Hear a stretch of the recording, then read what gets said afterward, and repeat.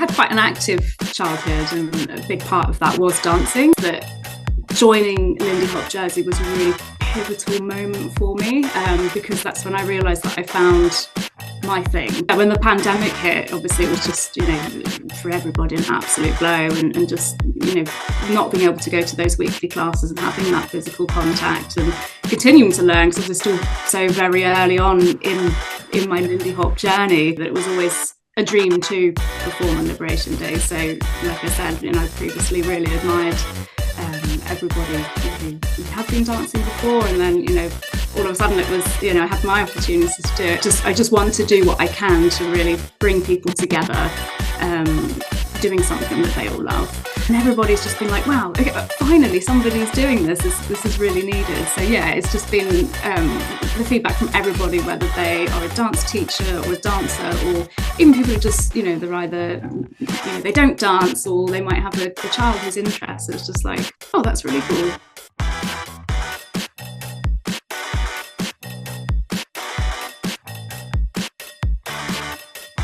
Welcome to a brand new episode of Sportscast Jersey. Today we are joined by the founder of Dancing in Jersey, Hayley Routier. How are you doing, Hayley? I'm good, thanks, Dan. And yourself? Good. Yeah, not bad, thanks. Not bad, thanks. I kind of want to take you back to before we talk about Dancing in Jersey and why you have founded it. I want to take you back to your origins and what are your first kind of memories of dance, and what brought you into that world? Yeah, sure. So I had quite an active childhood, and a big part of that was dancing. So I used to go to weekly ballet, modern and tap classes, which I always really enjoyed. And I think that was from sort of around the age of 5. And also sort of dabbled with a bit of line dancing as I got a bit older as well. Did things like summer schools, which sort of tended to incorporate a lot of dance along with some drama as well. Yeah, and you talk about there, you did quite a few ballet, modern, tap, line that you mentioned in when we was talking before as well. And what was your kind of favorite growing up going to, and what were your fondest memories? I think it was probably just that amalgamation of doing all 3 styles of dance. Was a little bit something different, sort of disciplines and things like that. And I also got involved in performances as well. I can quite vividly remember being at St Bernadette's Church, performing outside in the summer sometime. Because I actually used to go to classes at Communicare, and I grew up in that area. So just whenever I sort of drive up that way as well, I sort of, this nostalgia sort of hits me. Obviously, dance was a big part of your education growing up as well, and not just going to classes, but in school you did A levels and GCSE to do with drama and dance. How big was that for you, and how much did you learn through that? Yeah, so I undertook drama for both my GCSEs and A levels, and dance did sort of form part of that as well. So it was quite a big thing for me, because it wasn't just doing the extracurricular stuff, out of school and everything. I was also taking part in performances at school as well. And something I was really enjoyed. It was great for my confidence as well, and just tying it all back in with the other bits that I did. And then I guess a kind of pivotal moment in my dance history was that basically when I finished up at sixth form, which was 20 years ago, I just stopped dancing completely. That was it. Yeah, why did you decide to stop? What was there a reason behind that decision? Not really. I think it just naturally happened. And I think that maybe it's different now. I think everybody's different. You've got people who do just sort of continue when they leave education, and we'll talk about this a bit later. That does form part of my objectives for Dancing in Jersey. So yeah, for me it was just something that naturally happened. Obviously started working full time, and just kind of, I suppose in a way, probably just forgot about it really. Yeah. One thing I do want to ask, obviously looking back at, you did various types of dance growing up, and obviously in school as well. What did you find the trickiest? Because obviously all dance is different. What Yeah. what what form was the trickiest for you? So I remember anything being particularly tricky. I think as a kid, you just kind of throw yourself into everything. So I was doing other things like, swimming and going to brownies and playing the clarinet and stuff like that. So yeah, I suppose I don't think there's anything I found particularly tricky. It was just sort of really enjoying it and not focusing too much on being absolutely perfect, I suppose. Yeah, yeah, I like that. I like that. Moving on to your adult life now, and how did dance come back into your life, and when did you remember, oh yeah, I do actually love this, so I should carry on getting back into it? Yeah, so 9 years ago, I got married, and as part of my hen party, my bridesmaids organised a burlesque class, which is actually something I've been thinking about doing for a while. So I think there was a period where I probably just didn't think about any dancing at all. And then as I got a little bit older, sort of into my late 20s, is when I was sort of like, actually, that's something I miss.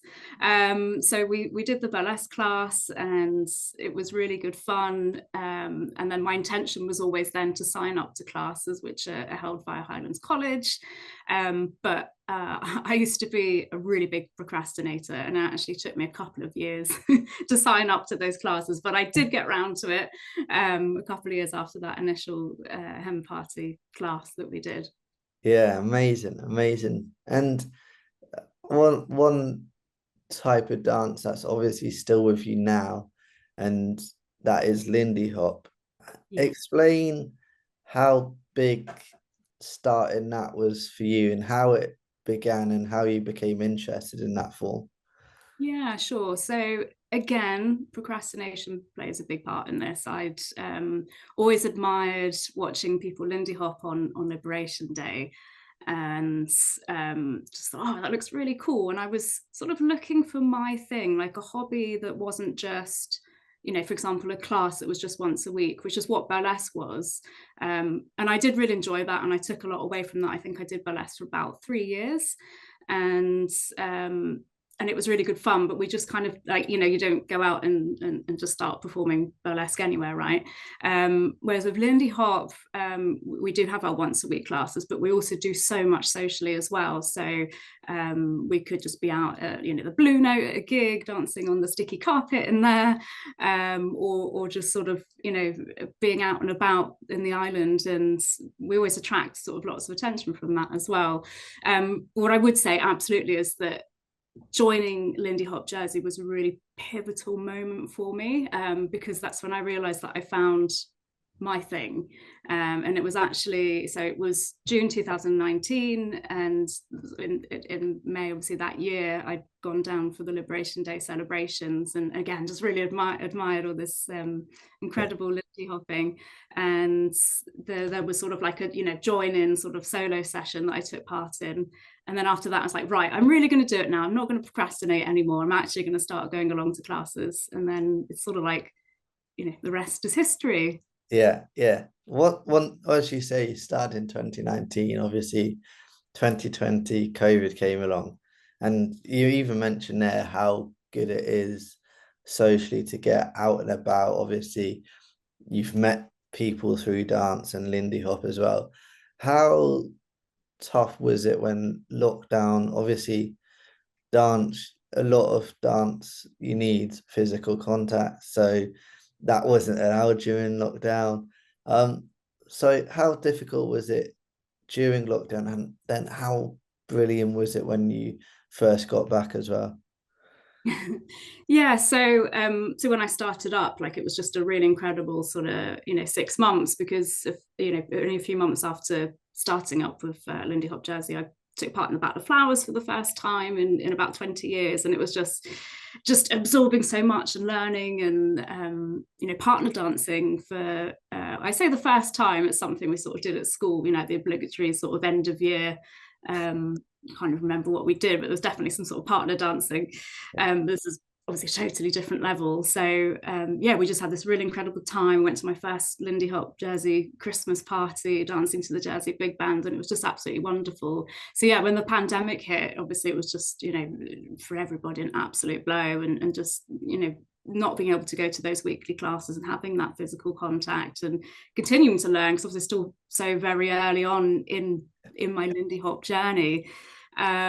So yeah, we did have some sort of occasional Zoom classes, which was really good fun, and even sometimes just some sort of social catch-ups where we'd all just sort of jump on, whoever was available, and just have a little chat and see what was going on in each other's lives. And it was really nice because it's such a lovely community of people, and it just didn't take long at all to really bond with everybody.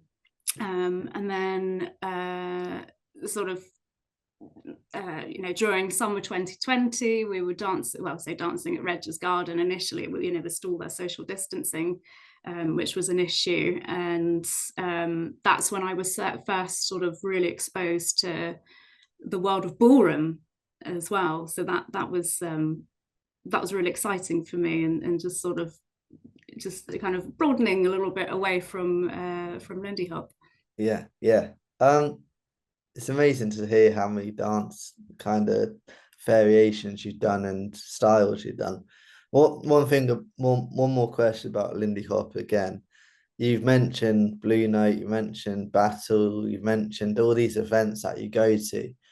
Is there any that really stand out to you that you're or any that you've gone to and really stands out as a favorite memory? Yeah, so this is an easy one to answer. It's Liberation Day last year. I performed for the first time, and I think deep down, before I actually realised that it was a big thing for me, that it was always a dream to perform on Liberation Day. So, like I said, you know, I previously really admired everybody who had been dancing before, and then, you know, all of a sudden it was, you know, I had my opportunities to do it, and it was a little bit nerve-wracking, not going to lie. You know, it's quite different to doing Battle of Flowers, which is obviously, you know, you're going up and down the avenue, and there's not just all the same sets of eyes on you. You've got like sort of different audience as you're moving along. But that, yeah, I mean, that was just the most incredible thing for me, is was yeah, performing on Liberation Day for the first time. It was just yeah, amazing. Yeah, I can imagine it being so special, and obviously we've all seen it over the years, and yeah, incredible, incredible. Moving on now to kind of the reason we're here, essentially, and to find out more about dancing in Jersey. Can you tell people what the idea kind of is and how it came about as well? Yeah, of course. So going back to the sort of the Regis Garden bit that I was just talking about, I was actually then presented with the opportunity to start learning some ballroom dancing just on a very casual basis, just a bit of waltz, with a very small group of friends when we were allowed to meet up. I think it was when we were allowed to have 6 people together, that kind of thing. And we just did some really basic steps. I didn't have any expectation of where it would go. And then I actually got invited to go along and go to some classes with Simply Ballroom. So I did a 6-week course, and then sort of basically following that, I was asked to be a helper. So that's when I really started to immerse myself in the ballroom world. So, you know, as well as Lindy Hop, also in the past, I've done a bit of pole dancing and some Irish Hayley dancing as well. But my dance repertoire is now expanded into waltz, quick step, ballroom tango, foxtrot, jive, cha-cha-cha, rumba, and rock and roll, and the occasional other kind of little bits and pieces as well. So what comes with the ballroom side of things is that there are typically social dances to go to every weekend. So I started going to those and making some really incredible friends and things like that. And it was actually towards the end of 2021, I was at one of Tony King's Friday night social dances up at St Saviour's Parish Hall, and I just suddenly had this thought, was sort of like, is there a website that just encompasses everything to do with dancing on the island? So I sort of mentioned the idea to my dance partner, and he said, "Oh, I don't think there is." So as soon as I got home, I did a little bit of research and realised that actually there wasn't. So that's basically where the idea stemmed from. Yeah, I think it's brilliant. And I think the idea itself is excellent as well, because I think people are aware there's lots of dance, but they might not be aware it's all in Jersey. So I think that Mm. that side of thing is brilliant. How have you found, actually, before I go on to that question, there's obviously main kind of aims of um dancing in Jersey that you've come up with and that I'm going to read them out. They are spreading the joy of dance, building a united dance community, inspiring young dancers, and fundraising for local charities. And I think those four things are just brilliant kind of aims for yourself and for anyone in any sport. So, do you want to just talk us through kind of each one and why they are so key for you? Yeah, sure. So essentially, I've treated this whole thing like one big project, and I like to do things properly and not just sort of, on a on a bit of a whim or anything like that. So after sort of toying around with a few ideas for names, I settled on Dancing in Jersey, and because I basically after realizing that such a thing didn't exist, I started putting a list together of all the organizations. Before I knew it, there was sort of over 50 things on that list. And then it just sort of got me thinking a bit more, like, what is it I really want to do? And hence why I came up with a list of objectives, just very clear direction for the organization. So we're spreading the joy of dance. So really just ensuring that everybody in the island, anybody who's coming here is interested in dance, they're just aware of what's going on. So whether that's going to a class or a workshop or seeing a performance or any kind of event, anything like that. And then with building a united dance community, so it's all about fostering that strong sense of belonging amongst dancers and dance enthusiasts alike. Now, I appreciate that there's some sort of historical fallings out between people, and I know that I'm never going to fix that, but like I just want to do what I can to really bring people together, doing something that they all love. And then with inspiring young dancers, that really stems from going back to my childhood and just stopping dancing, is to I want to, I guess, work a bit more with schools and other organizations that work with young people to really encourage and inspire young people to continue dancing and also take up dancing throughout and when they finish their education. So that's something I feel I've probably got quite a lot of work to do on. I haven't focused so much on that now, but absolutely I think it is a very key objective and so very personal to me as well. And then finally, fundraising for local charities. So Dancing in Jersey is my passion project. I'm not doing it to make any money. It's just really that satisfaction of being knowledgeable about everything to do with dancing on the island. And then also, so that charitable piece is I want to collaborate with organisations to basically just raise money for local charities. Obviously, you talked about fallouts in the past between individuals and what have you, but how's the Jersey dance community reacted to this, and has it been positive? Absolutely, yeah. The response has just been incredible. Everybody's been really supportive. So this it's something I've been working on for, let's say, about 2.5 years.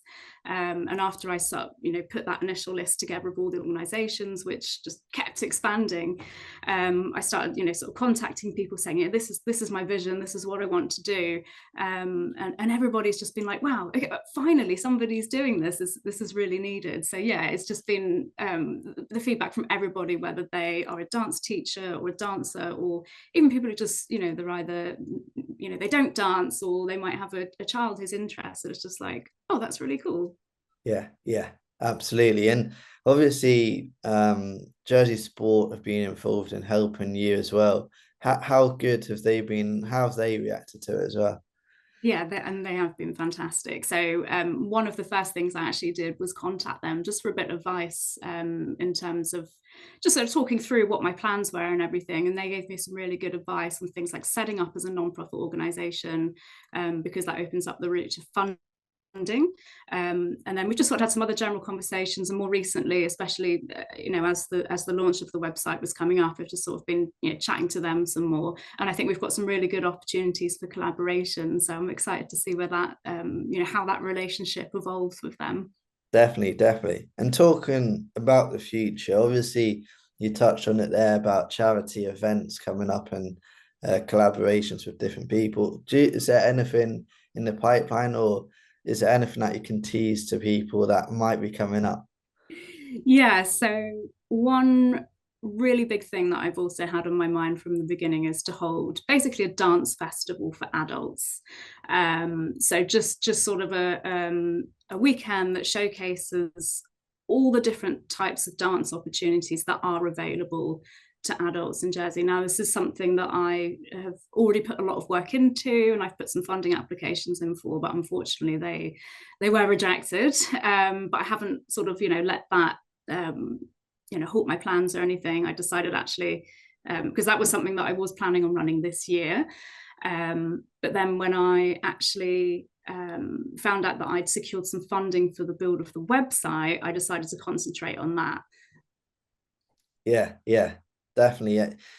I think it all sounds really exciting. And a question I did want to ask as well, obviously we've talked about your dance here and your dance experience in Jersey. And it's a wide range of dance as well. So it's absolutely brilliant. So I think you're the perfect person to kind of ask, dance in Jersey, is it in a good place, where do you think it can actually improve even further? Oh, good question. So yeah, I think there is an incredible amount of opportunities for both children and adults. So I think there is something for everybody. And I think people have to remember they don't have to do everything as well. So it's different for everyone finding what they want to do. I think there's probably a lot of work I want to do. I think really essentially just about that, promoting what's out there. So say the dance festival is going to be a really big thing, and we'll just allow all the dance organizations that offer opportunities for adults to really showcase what they can do. So as well as raising money for charity, that piece is about bringing awareness to what's available as well. So I've got sort of a few ideas in my head, but I think I need to have a lot more sort of in-depth conversations with people. And I think essentially the launch of the Dancing in Jersey website has been a big sort of pivotal moment, because so there hasn't been something like that before, apart from some ex-dance teachers tried to do something about similar about 15 years ago. I think essentially with what's on offer for both children and adults is in a really good place. Like there's such a wonderful variety of different dances, and I would always encourage people to give something a try. It might not necessarily be for them, but it might make them realize, okay, no, I don't want to partner dance. I want to do solo dance, or vice versa, that kind of thing. I think really there's a lot of work I want to do, a lot of collaborating. And I think a big pivotal moment was actually the launch of the Dancing in Jersey website, because there is now that one place to go to. So essentially the biggest feature of the website is a directory that just features absolutely everything dancing wise. There's also a page for events as well, which I'm constantly keeping up to date, so always keeping a lookout for what's going on, and a news section as well. So like I said, I think that's been a really big pivotal moment for the dance community in Jersey. And I've got sort of a few other ideas and things. I don't want to kind of run with everything at once and overwhelm myself, but I'm looking forward to continuing to really make a difference, is essentially what I want to do. Definitely. Over the years as well, obviously, socially, dance must be huge as well.